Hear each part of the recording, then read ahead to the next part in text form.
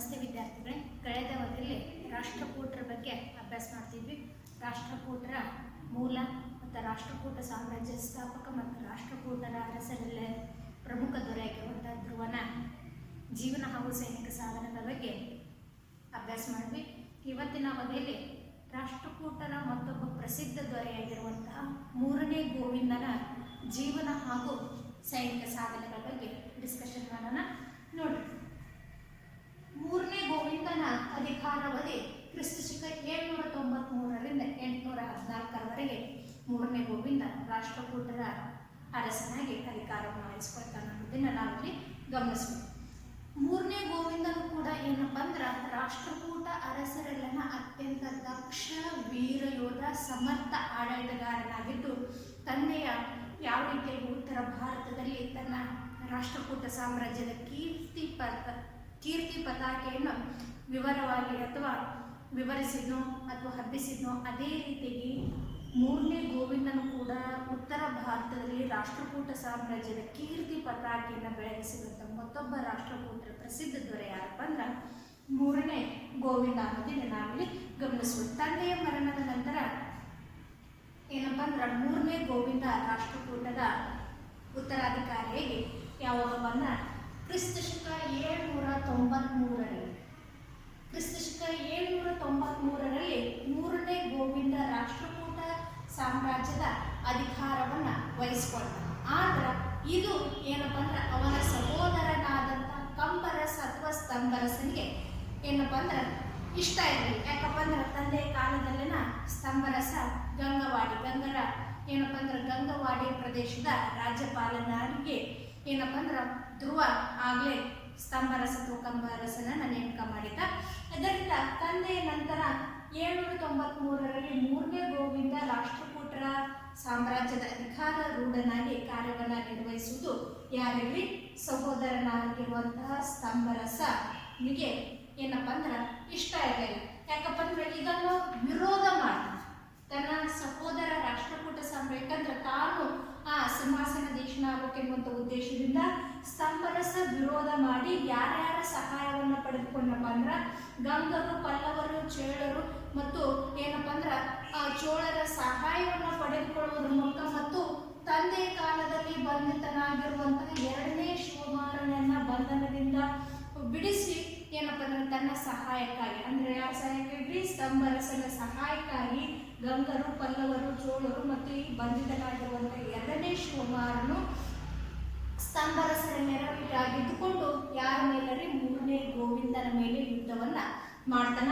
ಹೀಗೆ ಈ ಮೂರನೇ ಗೋವಿಂದ ಯುದ್ಧದಲ್ಲಿ ಇಷ್ಟೆಲ್ಲ ಸೈನಿಕ ಪಡೆಯನ್ನ ತನ್ನ ಸಹೋದರ ಸ್ತಂಭರಸ ತಂದ್ರೂ ಕೂಡ ಏನಪ್ಪ ಅಂದ್ರೆ ಮೂರನೇ ಗೋವಿಂದ ಸಮರ್ಥವಾಗಿ ಆ ದಾಳಿಯನ್ನ ಎದುರಿಸುವುದರ ಮೂಲಕ ಏನ್ರಿ ಸ್ತಂಭರಸನನ್ನ ಯುದ್ಧದಲ್ಲಿ ಸೋಲಿಸ್ತಾನ ಮತ್ತು ಸೆರೆಮನೆಯಲ್ಲಿ ಇಡ್ತಾನ. ತದನಂತರ ಈ ಸ್ತಂಭರಸನಿಗೆ ಸಹಾಯ ಮಾಡಿರುವಂತಹ ಗಂಗರಾಗಿರ್ಬೋದು, ಪಲ್ಲವರಾಗಿರ್ಬೋದು, ಚೋಳರಾಗಿರ್ಬೋದು ಮತ್ತು 2ನೇ ಶಿವಮಾರನನ್ನ ಏನ್ ಮಾಡ್ತಾನಪ್ಪ ಅಂದ್ರ ಅವರಿಗೆ ಶಿಕ್ಷೆಯನ್ನು ವಿಧಿಸ್ತಾನ ಮತ್ತು ತನ್ನ ಸಹೋದರನಾಗಿರುವಂತಹ ಸ್ತಂಭರಸನನ್ನ ಸೆರೆಮನೆಯಿಂದ ಬಿಡಿಸಿ ಪುನಃ ಅವನನ್ನ ಮತ್ತೆ ಗಂಗವಾಡಿ ಪ್ರಾಂತ್ಯದ ರಾಜ್ಯಪಾಲನನ್ನಾಗಿ ಅಥವಾ ಗಂಗವಾಡಿ ಪ್ರದೇಶದ ಅಧಿಕಾರಿಯನ್ನಾಗಿ ನೇಮಕ ಮಾಡ್ತಾನ. 2ನೇ ಶಿವಮಾರನ ಈಗಾಗಲೇ ತಂದೆ ಕಾಲದಲ್ಲಿ ಬಂಧಿತದಲ್ಲಿರುವಂತಹ 2ನೇ ಶಿವಮಾರನನ್ನು ಪುನಃ ಸೆರೆಮನೆಗೆ ಕಳಿಸ್ತಾನ. ಹೀಗೆ ಉತ್ತರ ಭಾರತದಲ್ಲಿ ಏನಪ್ಪ ಅಂದ್ರೆ ಪ್ರಾರಂಭದಲ್ಲಿ ದಕ್ಷಿಣ ಭಾರತದಲ್ಲಿ ತನ್ನ ಆಂತರಿಕ ಸಿಂಹಾಸನಕ್ಕಾಗಿ ಆಂತರಿಕ ಗೊಂದಲಗಳನ್ನು ಸಂಪೂರ್ಣವಾಗಿ ನಿರ್ನಾಮ ಮಾಡುವುದರ ಮೂಲಕ ಕ್ರಿಸ್ತಶಕ 793ರಲ್ಲಿ ಅಧಿಕಾರೂಢನಾಗ್ತಾನ. ಆಂತರಿಕ ಕಲಹಗಳನ್ನು ಜಯಿಸಿಕೊಂಡು ಏನಪ್ಪ ಅಂದ್ರೆ ತನ್ನ ಗಮನವನ್ನು ಉತ್ತರ ಭಾರತದ ಕಡೆಗೆ ಹೊರಿಸ್ತಾನೆ. ಯಾವ ರೀತಿ ತಂದೆ ಕೂಡ ಉತ್ತರ ಭಾರತದಲ್ಲಿ ಕೂಡ ರಾಷ್ಟ್ರಕೂಟ ಸಾಮ್ರಾಜ್ಯವನ್ನು ವಿಸ್ತಾರ ಮಾಡುವಂಥ ಪ್ರಯತ್ನದಲ್ಲಿ ಮತ್ತು ಇಡೀ ಉತ್ತರ ಭಾರತದ ಮೇಲೆ ದಿಗ್ವಿಜಯವನ್ನು ಸಾಧಿಸಿದ್ದು, ಅದೇ ರೀತಿಯಾಗಿ ಮೂರನೇ ಗೋವಿಂದನು ಕೂಡ ಏನಪ್ಪ ಅಂದ್ರೆ ಉತ್ತರ ಭಾರತದಲ್ಲಿ ಕೂಡ ಮೂರನೇ ಗೋವಿಂದನ ಕಾಲದಲ್ಲಿ ರಾಜಕೀಯ ಸಂಘರ್ಷ, ಆಂತರಿಕ ಸಂಘರ್ಷಗಳು ನಡೆದಿತ್ತು. ಯಾವ ರೀತಿಯಾಗಪ್ಪ ಅಂದ್ರೆ ನೋಡ್ರಿ, ಇಲ್ಲಿ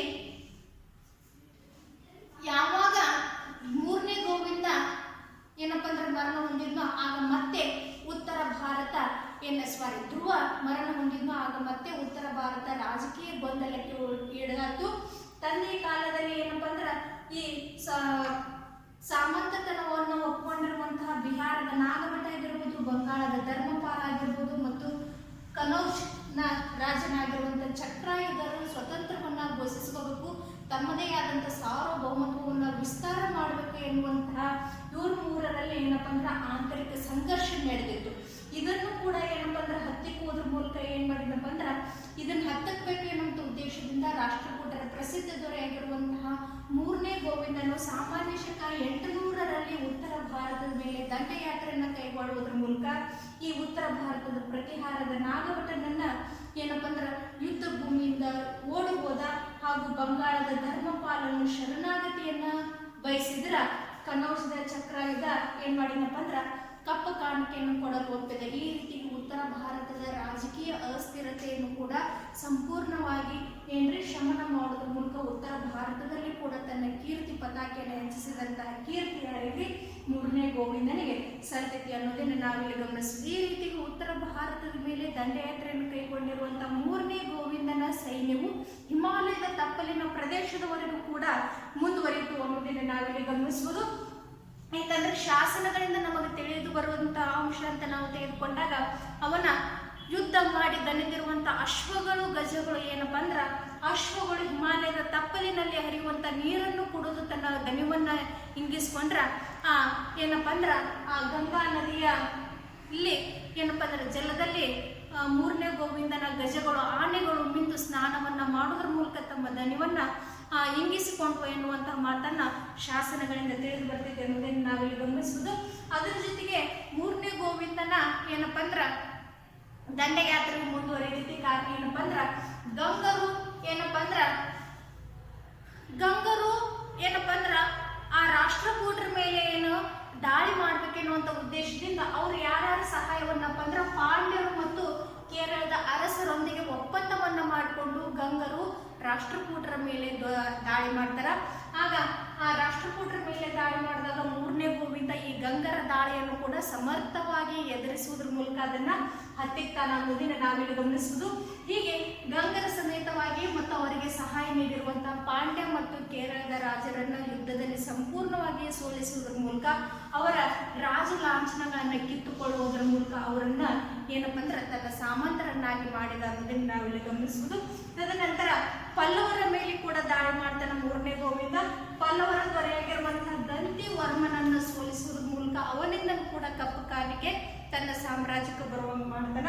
ತದನಂತರ ಸಿಂಹಳದ ಮೇಲೆ ಕೂಡ ಯುದ್ಧ ಮಾಡಬೇಕು ಅಂತ ಹೇಳಿ 3ನೇ ಗೋವಿಂದ ಏನಪ್ಪಾ ಅಂದ್ರೆ ಯೋಜನೆಯನ್ನು ಹಾಕ್ತಾನ. ಆದ್ರೆ ಸಿಂಹಳದ ಅರಸ 3ನೇ ಗೋವಿಂದನಿಗೆ ಸಿಂಹಳದ ಅರಸ ತನ್ನ ಪ್ರತಿಮೆಯನ್ನು ಬಂಗಾರದಲ್ಲಿ ಮಾಡಿಸುವುದರ ಮೂಲಕ 3ನೇ ಗೋವಿಂದನ ಸಾಮ್ರಾಜ್ಯಕ್ಕೆ ಕಳಿಸುವುದರ ಮೂಲಕ ಕಪ್ಪ ಕಾಣಿಕೆಯನ್ನು ನೀಡುವುದರ ಮೂಲಕ ಹಾಗೂ ತನ್ನ ಸಾಮಂತತನವನ್ನ ಒಪ್ಪಿಕೊಂಡು ಶರಣಾಗತಿಯನ್ನ ಪಡಿತಾನ ಅನ್ನೋದನ್ನು ನಾವಿಲ್ಲಿ ಗಮನಿಸುವುದು. ಈ ರೀತಿಯಾಗಿ ದಕ್ಷಿಣ ಭಾರತವನ್ನ ಆಳ್ವಿಕೆ ಮಾಡಿರುವಂತಹ ಬೃಹತ್ ಸಾಮ್ರಾಜ್ಯ ಉತ್ತರ ಭಾರತದಲ್ಲಿ ಕೂಡ ಏನಪ್ಪಾ ಅಂದ್ರ 3ನೇ ಗೋವಿಂದನ ಆಳ್ವಿಕೆ ಕಾಲದಲ್ಲಿ ರಾಷ್ಟ್ರಕೂಟರ ಸಾಮ್ರಾಜ್ಯ ಉತ್ತರದಲ್ಲಿ ಹಿಮಾಲಯದವರೆಗೂ ಹಾಗೂ ದಕ್ಷಿಣದಲ್ಲಿ ಕನ್ಯಾಕುಮಾರಿಯವರೆಗೂ, ಪಶ್ಚಿಮದಲ್ಲಿ ಸೌರಾಷ್ಟ್ರ, ಪೂರ್ವದಲ್ಲಿ ಬಂಗಾಳದವರೆಗೂ ಕೂಡ ವಿಸ್ತಾರ ಆಗಿತ್ತು ಅನ್ನೋದನ್ನ ನಾವಿಲ್ಲಿ ಗಮನಿಸುವುದು.